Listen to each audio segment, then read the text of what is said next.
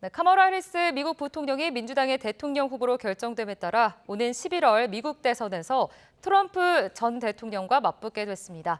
지난달 21일 바이든 대통령의 예상치 못한 낙마로 선거일을 채 100여일도 남겨놓지 않고 해리스 부통령이 바통을 넘겨받으면서 어느 대선 때보다 드라마틱한 곡선을 그리며 전개되고 있습니다. 오늘 김선희 해설위원과 함께 미국 대선 상황 살펴보겠습니다. 어서 오세요. 안녕하십니까? 네. 자, 미국 대선 대진표가 마침내 결정이 됐습니다. 네. 해리스 대 트럼프 전 대통령, 남녀 대결부터 여러 면에서 지금 좀 주목받고 있는데 어떤 상황입니까? 현지 시각 2일, 우리 시각으로는 어제 새벽입니다. 민주당의 대통령 후보로 말씀하신 대로 카멀라 해리스 부통령이 공식 선출됐습니다. 지난 1일부터 민주당의 경우 대선 후보 선출을 위한 이 온라인 호명 투표를 실시하고 있는데요. 투표가 시작된 지 2일 차에 바로 대선 후보가 되기 위한 필요한 대의원 과반표를 이미 확보하게 됐습니다. 원래 5일 동안 이 투표가 실시되게 되는데 하루 만에 과반표 이상을 확보한 겁니다. 바이든 대통령이 지난달 21일 재선 도전 포기를 선언한 지 12일 만에 이 바이든을 대신할 그런 후보가 공식적으로 확정이 된 것입니다. 카멀라 해리스 자메이카계 아버지와 인도계 어머니 사이에서 태어났죠. 검사로 캘리포니아주 법무장관까지 올라간 뒤에 연방 상원 의원 거쳐서 2021년부터 부통령으로 지금 재임을 하고 있습니다.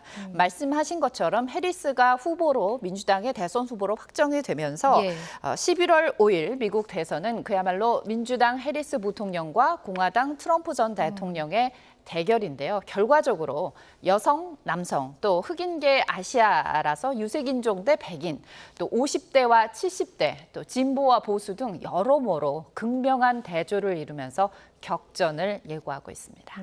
트럼프 전 대통령이 피습을 당하기도 했고 또 바이든 대통령이 자진 사퇴하면서 지금 어느 대선보다 좀 드라마틱하게 전개가 되고 있는 것 같습니다. 네. 특히 좀 민주당의 분위기가 좀 변화하고 있다고요? 그렇습니다. 사실 대선 후보 1차 TV 토론이 있었던 6월 27일 그 직후만 해도 바이든 대통령의 고령 논란이 있었는데 TV 토론에서 인지령 논란을 어떻게 보면 더 촉발시키고 확산시키는 그런 결과가 됐죠. 거기에 말씀하신 것처럼 트럼프 전 대통령의 피습 사건까지 터졌습니다. 그런데 이 피습 당시 트럼프 대통령이 보여준 어떻게 보면 굉장히 의연한 대처로 인해서 바이든의 입지가 더 좁아졌고요. 그래서 민주당에서는 대선 패배 우려, 대선에서 패배할 수 있다는 그런 우려가 확산하면서 바이든의 사퇴를 촉구하는 그런 요구가 본물처럼 쏟아졌습니다. 결국 바이든이 스스로 중도에서 하차를 하면서 해리스를 공식 지지했죠.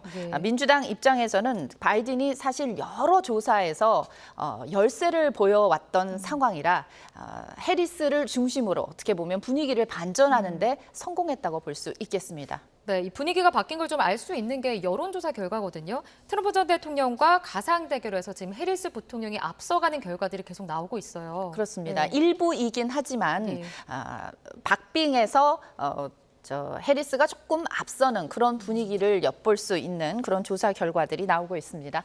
블룸버그와 모닝 컨설트가 7개 경합주의 유권자를 대상으로 조사를 해봤거든요. 그랬더니 해리스가 보시는 것처럼 애리조나, 네바다, 미시간, 위스콘신 이렇게 4개 주에서 앞서는 것으로 나왔습니다. 또 로이터 통신과 여론조사 기관인 입소스가 이번에는 미국의 성인 대상으로 전체 유권자를 대상으로 조사를 해봤어요. 그랬더니 해리스가 43%, 트럼프는 42%로 나왔다고 합니다. 오차 범위 내에서 박빙이지만 어쨌든 오차 범위 내에서는 1%포인트 앞서는 것이죠. 또 다른 조사가 있습니다. 레드필드 앤 윌튼 스트래티지라는 곳에서 미국 역시 성인을 대상으로 조사를 했는데 이때는 해리스가 45%, 트럼프는 43%로 2%포인트가 앞서는 것으로 나왔습니다. 이렇게 해리스 부통령에 대한 지지 열기가 굉장히 뜨거워지면서 민주당에서는 바이든 2008년이죠. 버락 오바마 전 대통령이 대선에 도전했을 당시만큼이나 지금 해리스 부통령을 지지하는 열기가 뜨겁다라고 주장을 하고 있습니다. 물론 이에 대해서 공화당은 이 같은 상승세는 일종의 허니문 효과다. 대선 후보가 확정되고 나면 그만큼 언론이나 유권자들의 관심이 높아지기 때문에 일시적으로 지지율이 올라가는 일시적인 현상이라고 축소하려고 하고 있죠. 왜냐? 여전히 다수의 여론조사에서는 트럼프가 해리스를 앞서고 있는 것이 사실이거든요. 어쨌든 민주당은 후보를 교체해서 효과를 톡톡히 보고 있는 것 같습니다. 그래서 이런 분위기를 계속 끌고 가고 싶어하는 면 틀림없는 것 같습니다. 네, 이 분위기의 변화를 감지할 수 있는 부분 중 하나가 또 선거 자금입니다. 선거 자금이 지난달을 기준으로 봤을 때 해리스 부통령이 트럼프 전 대통령보다 좀 2배 이상 모아졌다 이런 이야기가 나오더라고요. 네, 해리스 대선 캠프에서 공식적으로 밝혔는데요. 선거 자금 모금 실적을 공개를 했습니다. 그래서 바이든이 후보를 사퇴하면서 나는 해리스를 지지한다라고 한 후부터 일주일 동안 무려 2억 달러 이상이 모였다고 하는데요. 이 2억 달러가 뭐 큰 손들이 낸 게 아니고 정말 유권자 한 사람 한 사람이 자기 지갑에서는 소액 기부금들이 이만큼 많이 몰렸다는 거죠. 7월 한 달간으로 따져보면 3억 1천만 달러, 우리 돈으로 한 4,200억 원 정도. 그런데 트럼프 캠프에서는 7월 한 달 동안 1억 3천만 달러라고 하거든요. 그러니까 해리스가 트럼프보다 2배 이상 많이 선거 자금을 끌어모은 것은 맞습니다. 뭐 상황이 이렇게 흘러가다 보니 트럼프 전 대통령 입이 계속 좀 거칠어지고 있는 것 같은데 최근에 해리스 부통령 보고 갑자기 흑인이 됐다 이런 언급을 했더라고요. 그렇습니다. 지난달 31일입니다. 전미 흑인 언론인 협회 행사장에서 트럼프가 이런 말을 했어요. 해리스는 그동안 인도 혈통만 강조해왔다. 그러더니 어느 날 갑자기 흑인이 됐다.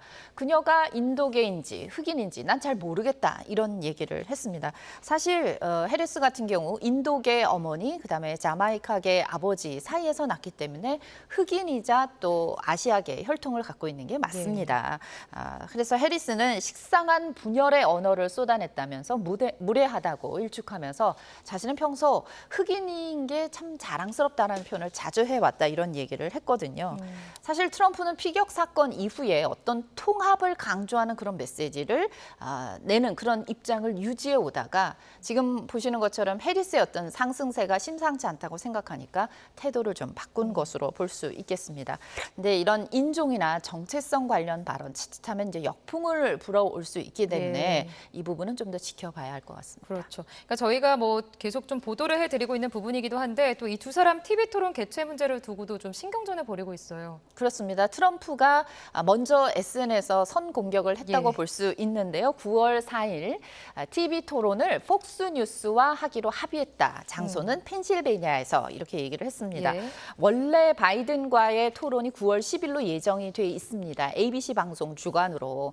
그런데 트럼프는 이거에 대해서 두 가지 이유를 들어서 바꿨는데 변경을 하자고 지금 얘기를 한 건데요. 하나는 후보가 바뀌었다. 후보가 바뀌었으니까 날짜 바뀔 수 있다. 그러면서 왜 9월 4일이냐? 9월 6일부터 일부 주에서는 대선 조기 투표가 시작이 된다고 합니다. 그러니까 투표를 하기 전에 유권자들한테 누가 후보로서 더 적합한지 TV 토론을 통해서 보여줘야 되지 않겠냐. 그러니까 9월 4일로 시기를 앞당기자. 또 하나 ABC 방송 주관은 어렵다. 왜냐? ABC 방송 같은 경우는 나와 소송을 하고 있기 때문에 이해 충돌이 되는 문제가 있으니까 폭스뉴스에서 하자. 이렇게 주장을 하고 있는 겁니다. 그리고 또 펜실베니아 같은 경우는 경합주 중에 한 곳이고 또 하나 트럼프가 이 펜실베니아주 유세 중에 피습을 받았기 때문에 여러 가지 의미를 담고 있습니다. 그런데 해리스 캠프 측에서는 무슨 얘기냐. 원래대로 하자. 9월 10일 그대로 하고 ABC 방송이 주관해야 된다라는 얘기를 하고 있습니다. 앞서 민주당 같은 경우는 트럼프를 겨냥한 그런 광고를 어떤 걸 냈냐면 중범죄자는 토론을 두려워한다 이런 광고를 내면서 트럼프를 압박했었거든요. 트럼프를 중범죄자로 그리고 해리스는 검사 출신이기 때문에 검사 대 중범죄자 이 구도로 이제 이 선거를 이끌어 가려는 민주당의 속셈이라고 할 수 있겠는데요. 어떻게 보면 이제 후보가 바뀌면서 대선판이 새롭게 짜여진 상황이지 않습니까? 그러다 보니까 해리스와 트럼프 모두가 이 TV 토론을 어떻게 보면 기선을 제압할 수 있는 그런 기회로 보고 굉장히 신경전이 지금 팽팽해지는 그런 상황이라고 볼 수 있겠습니다. 자, 이 같은 팽팽한 이번 대선 좀 핵심 쟁점 어떤 게 있을까요? 짚어볼까요? 무엇보다 이제 불법 이민자 문제, 이 낙태 문제가 가장 예. 뜨거운 쟁점으로 부각될 것으로 보입니다. 일단 트럼프와 공화당은 바이든 행정부의 경제 문제, 또 이 국경 문제, 불법 이민자 문제를 제대로 컨트롤하지 못했다라는 점을 부각하려고 하고 있습니다. 그래서 트럼프 같은 경우는 경합주인 조지아주 유세 중에 이런 얘기를 했어요. 불법 이민자 문제에 있어서 해리스가 책임이 있다. 예. 자신이 집권을 하면 반드시 이 법 질서를 회복할 것이다라는 얘기를 했고요.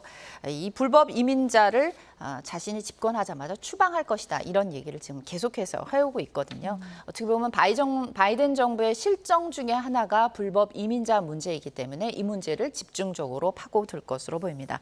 여기에 대해서 민주당과 해리스는 이번 선거를 민주주의와 독재 구도로 규정을 합니다. 그래서 트럼프가 만약에 재집권한다. 그러면 미국 민주주의는 존폐 위기에 빠진다면서 유권자들에게 지지를 호소하고 있습니다. 또 하나 중요한 문제 중에 하나가 이제 바로 낙태 문제인데요. 예. 트럼프 전 대통령이 집권했을 당시 대법원이 보수화되면서 낙태권을 폐지했어요. 그래서 이 문제가 여성 또 젊은 층에서 굉장히 이슈로 뜨겁게 다뤄질 것으로 보입니다. 또 하나 이제 바이든을 공격했던 이 고령화 논란이 트럼프에게 부메랑으로 돌아올 수 있습니다. 50대 해리스 이미 세대 교체론을 꺼내 들었는데요. 트럼프는 여기에 대해서 만약에 내가 인지력에 문제가 있으면 당장 후보 그만둔다. 그러면서 인지력 테스트를 해리스와 해보자. 이런 역공세를 지금 펼치고 있는 상황입니다. 마지막으로 또 하나 할 수 있는 게 이제 트럼프의 사법 리스크라고 할 수 있는데요. 이미 4건의 형사 사건에 기소가 됐고 그중에 한 건은 유죄 판결을 받았거든요. 그래서 민주당에서는 범죄자 대 법 집행자 이런 구도를 노리고 있고 트럼프 입장에서는 이민자 문제를 자기가 다스리기 때문에 자기는 준법자의 대통령이고 해리스는 범죄자, 불법 이민자의 대통령이 될 것이다 라면서 그런 대결 구도로 지금 선거 유세를 펼치고 있는 상황입니다. 네, 정말 두 사람의 공방이 점점 치열해지고 있는데 뭐 극단적 정치 혐오로 이어지지 않기를 좀 바라보겠습니다. 자, 민주당 대선 후보로 해리스가 공식 선출되면서 지금 부통령 자리 후보가 누가 될지에 관심이 쏠리고 있는데 이번 주말 뭐 후보 면접을 앞두고 있죠? 그렇습니다. 해리스가 이번 주말에 직접 후보 6명을 면접한다라는 얘기가 여러 언론들을 통해서 지금 나오고 있습니다. 과연 러닝메이트 후보로 어떻게 누가 압축됐냐를 보니까 마크 켈리 상원 의원, 또 조시 샤피로 펜실베니아 주지사, 앤디 버시어 켄터키 주지사, 그다음에 제이비 프리츠커 일리노이 주지사입니다.